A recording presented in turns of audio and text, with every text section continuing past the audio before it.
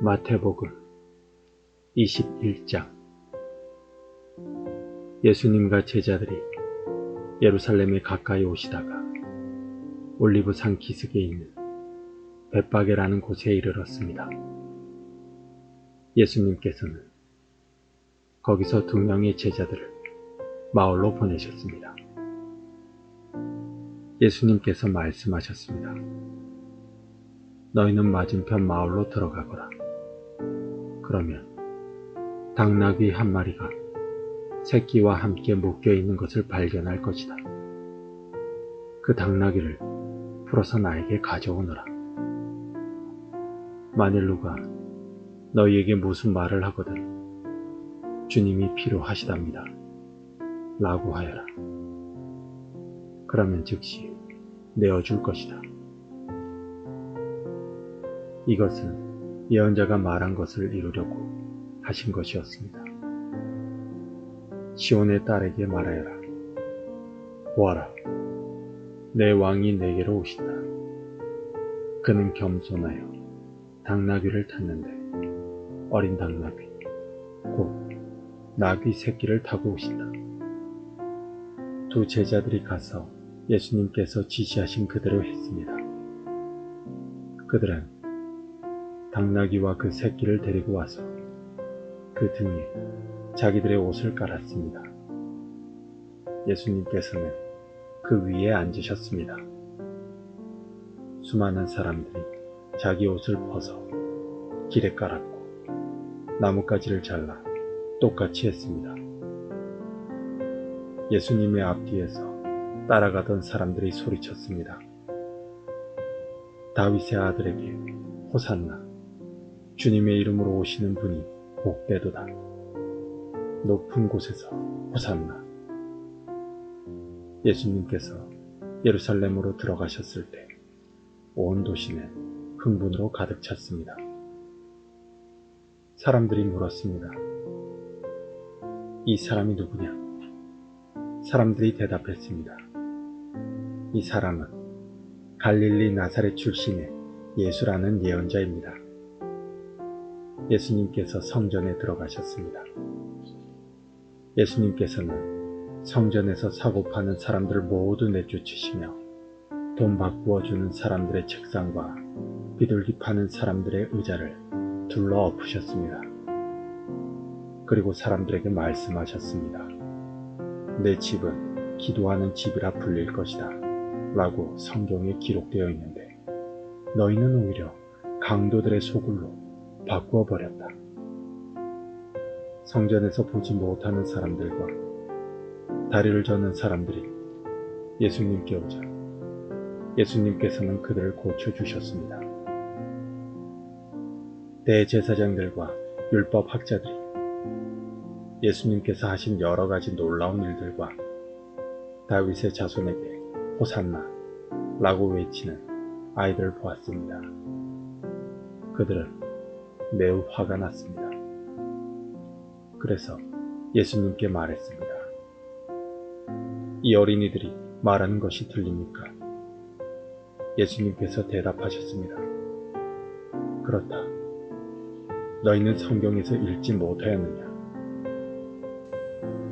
어린이와 젖먹이들의 입으로 찬양을 준비하셨다. 예수님께서 그곳을 떠나 베단이라는 마을로 가셔서 거기서 밤을 보내셨습니다. 아침이 되어 예수님께서 예루살렘으로 돌아오실 때 몹시 시장하셨습니다. 마침 길 옆에 있는 무화과나무 한 그루를 보시고 나무 곁으로 다가가셨습니다. 그러나 그 나무에는 잎사귀만 있을 뿐 열매는 보이지 않았습니다. 예수님께서 그 나무를 향해 말씀하셨습니다. 다시는 내가 열매를 맺지 못할 것이다. 그러자 즉시 나무가 말라버렸습니다. 이것을 본 제자들이 놀라서 물었습니다. 어떻게 무화과 나무가 그렇게 빨리 말라버렸습니까? 예수님께서 제자들에게 대답하셨습니다. 내가 너희에게 진정으로 말한다. 너희가 만일 의심하지 않고 믿기만 한다면 내가 이 나무에게 한 것을 너희도 할 수 있다. 그뿐 아니라 이 산더러 산아 들려서 바다에 떨어져라 하고 말하면 이건 역시 그대로 될 것이다. 너희가 믿고 기도로 구하는 것을 모두 받을 것이다. 예수님께서 성전에 오셔서 가르치실 때 대제사장과 백성의 장로들이 와서 물었습니다. 당신은 무슨 권한으로 이런 일을 하는 것이오? 누가 당신에게 이런 권한을 주었소? 예수님께서 이들에게 대답하셨습니다.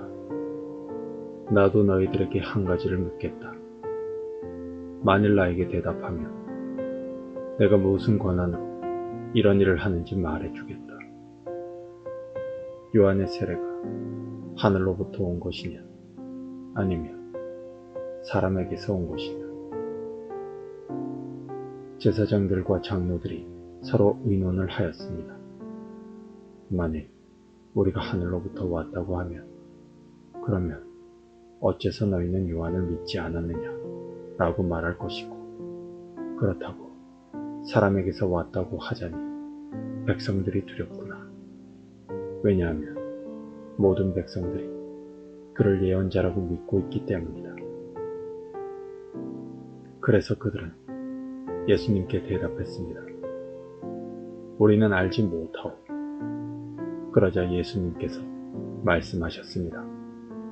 그러면 나도 너희에게 내가 어떤 권한으로 이런 일들을 하는지 말하지 않겠다. 너희는 어떻게 생각하느냐? 어떤 사람에게 두 아들이 있었다. 그가 첫째 아들에게 가서 말했다. 아들아, 오늘은 포도밭에 가서 일해라. 그 아들은 싫습니다 라고 대답했다. 그러나 나중에 마음을 바꾸고 포도밭으로 갔다.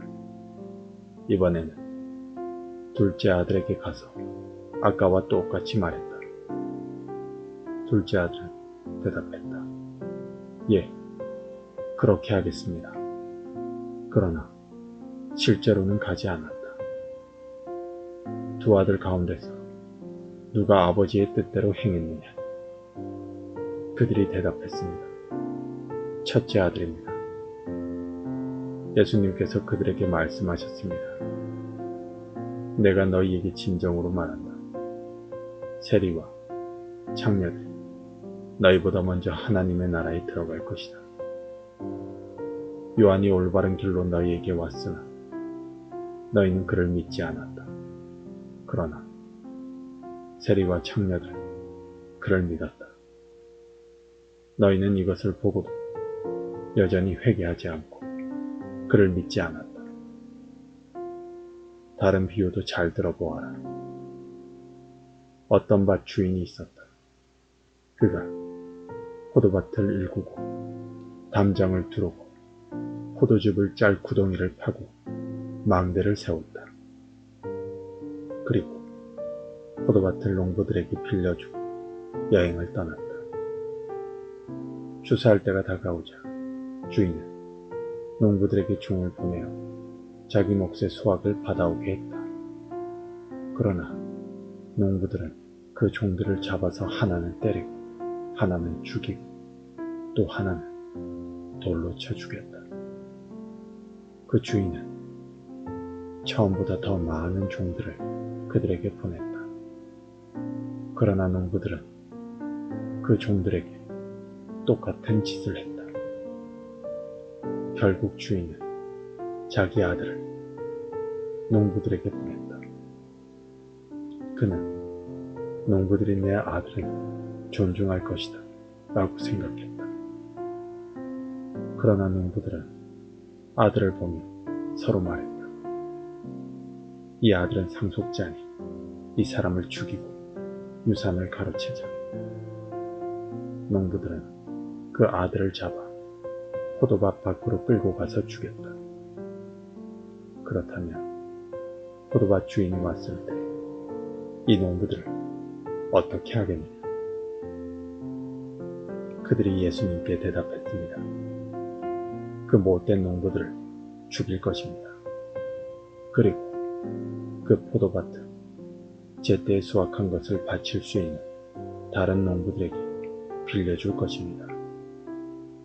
예수님께서 그들에게 말씀하셨습니다. 성경에서 이 말씀을 읽지 못하였느냐? 건축자가 버린 돌이 모퉁이의 머릿돌이 되었다. 이것은 주님께서 하신 일이니 우리 눈에 놀라운 일이다. 그러므로 내가 너희에게 말한다. 하나님께서는 하나님의 나라를 너희에게서 빼앗아 열매를 맺는 민족에게 주실 것이다. 이 돌 위에 떨어진 사람은 깨어질 것이며 또한 이 돌이 사람 위에 떨어지면 그는 산산조각이 날 것이다. 대제사장들과 바리새파 사람들은 예수님의 이 비유를 듣고 자신들을 두고 하시는 말씀이란 것을 알았습니다. 그들은 예수님을 체포하고 싶었지만 사람들이 두려웠습니다. 왜냐하면 사람들은 예수님을 예언자라고 생각하고 있었기 때문입니다. 22장 예수님께서 사람들에게 다른 비유를 들어 말씀하셨습니다. 하늘나라는 아들의 결혼 잔치를 마련한 왕의 빗될 수 있다. 왕이 종들을 보내어 잔치에 초대한 사람들을 모셔오게 하였다. 그러나 이들은 오려고 하지 않았다. 그러자 왕은 다시 다른 종들을 보내며 말했다. 초대받은 사람들에게 잔치가 준비되었다고 말해라. 소와 살진 송아지도 잡았고 모든 것이 다 준비되었으니 어서 결혼 잔치에 오라고 하여라. 그러나 사람들은 종들의 말을 듣지 않고 제 갈 길로 갔다. 어떤 사람은 밭에 나갔고 어떤 사람은 장사하러 갔다. 나머지 사람들은 종들을 잡아다가 그들을 모욕하고 죽였다. 왕은 매우 화가 났다. 그는 군사를 보내어 살인자들을 죽였다. 그리고 온 도시를 불태워버렸다. 그리고 자기 종들에게 말했다. 결혼잔치가 준비되었으나 초대받은 사람들은 자격이 없다. 너희는 큰 길에 가서 너희가 만나는 사람마다 결혼잔치에 초대하여라. 종들은 거리에 나가 만나는 사람들이 좋은 사람이나 나쁜 사람이나 가리지 않고 불러들였다. 그래서 결혼잔치 마당은 잔치 손님들로 가득 찼다. 왕이 그들을 보러 들어왔다가 결혼잔치 예복을 입지 않은 사람을 보았다. 그 사람에게 왕이 말했다. 친구야, 결혼잔치 예복을 입지 않고 어떻게 여기에 들어왔는가? 그 사람은 아무 말도 하지 못했다. 왕이 종들에게 말했다. 이 사람의 손과 발을 묶어서 바깥 어두운 곳에 던져버려라. 그곳에서 슬피 울고 고통스럽게 이를 갈 것이다. 초대받은 사람은 많으나 선택된 사람은 적다. 그때 바리새파 사람들이 가서 예수님의 말씀을 트집잡아 예수님을 함정에 빠뜨리려고 공모했습니다. 그들은 자기들의 제자들을 헤롯 당원들과 함께 예수님께 보냈습니다. 이들이 말했습니다. 선생님, 우리는 선생님이 진실한 분이며 하나님의 길을 올바르게 가르치시며 사람의 얼굴을 보지 않으시므로 아무에게도 치우치지 않으신다고 생각합니다. 선생님이 생각하시는 것은 우리에게 말씀해 주십시오. 가이사에게 세금을 바치는 것이 옳습니까? 옳지 않습니까? 예수님께서는 이 사람들의 악한 생각을 아셨습니다. 그래서 말씀하셨습니다. 너희 위선자들아, 왜 나를 시험하느냐? 세금으로 내는 돈을 내게 보여라. 사람들이 은돈 한 데나리온을 예수님께 보여드렸습니다. 예수님께서 물으셨습니다. 이것은 누구의 얼굴이냐? 누구라고 쓰여 있느냐? 사람들이 대답했습니다. 가이사의 것입니다. 그러자 예수님께서 그들에게 말씀하셨습니다. 가이사의 것은 가이사에게 주어라. 그리고 하나님의 것은 하나님께 바쳐라. 사람들이 예수님의 말씀을 듣고 놀랐습니다. 그리고 예수님께로부터 떠나갔습니다. 같은 날 부활이 없다고 말하는 사두개파 사람 몇 명이 예수님께 나와 질문했습니다. 선생님, 모세는 남자가 아들이 없이 죽으면 그 동생이 형수와 결혼해서 형을 대신하여 아들을 낳아 주어야 한다고 했습니다. 우리 가운데 7 형제가 있었습니다.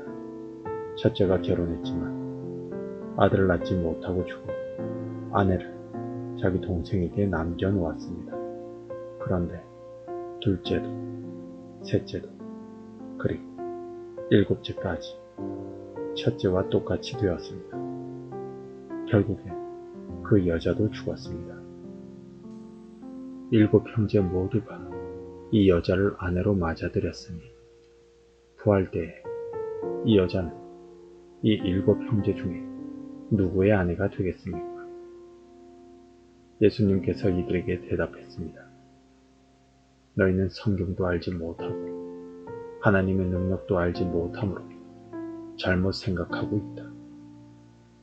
부활할 때에는 누구도 장가가거나 시집가지 않으며 오직 사람들이 하늘에 있는 천사처럼 될 것이다.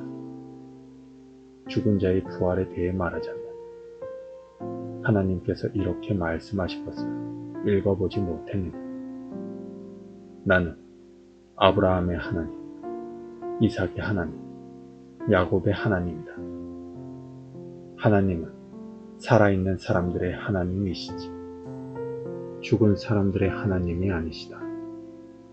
사람들이 이 말씀을 듣고 예수님의 가르침에 놀랐습니다. 예수님께서 사두개파 사람들의 말문을 막으셨다는 소식을 바리새파 사람들이 듣고 함께 모였습니다. 그 가운데 율법의 전문가 한 사람이 예수님을 시험하려고 질문을 하였습니다. 선생님, 율법에서 어느 것이 가장 중요합니까? 예수님께서 그에게 대답하셨습니다. 내 모든 마음과 모든 목숨과 모든 정성을 다해서 내 하나님을 사랑하여라. 이것이 가장 중요하고 우선되는 계명이다. 두 번째 계명은 내 이웃을 내 자신처럼 사랑하여라. 이것도 첫째 계명과 똑같이 중요하다. 모든 율법과 예언자들의 말씀이 이 두 계명에서 나온 것이다. 바리새파 사람들이 함께 모여 있을 때 예수님께서 그들에게 질문하셨습니다. 너희는 그리스도에 대해서 어떻게 생각하냐? 그가 누구의 자손이냐? 바리새파 사람들이 대답했습니다. 다윗의 자손입니다. 그러자 예수님께서 그들에게 말씀하셨습니다. 그러면 다윗이 성령의 감동을 받아 어찌 그리스도를 주님이라고 불렀겠느냐? 그는 여호와께서 내 주님에게 말씀하셨습니다. 내가 내 원수를 내 발 아래 굴복시킬 때까지 넌 내 오른쪽에 앉아 있어라 하고 말하였다. 다윗이 이처럼 그리스도를 주님이라고 불렀는데 어떻게 그리스도가 다윗의 자손이 되느냐? 아무도 예수님께 한마디도 대답하지 못했습니다. 그 이후로 아무도 예수님께 감히 질문을 하려고 하지 않았습니다.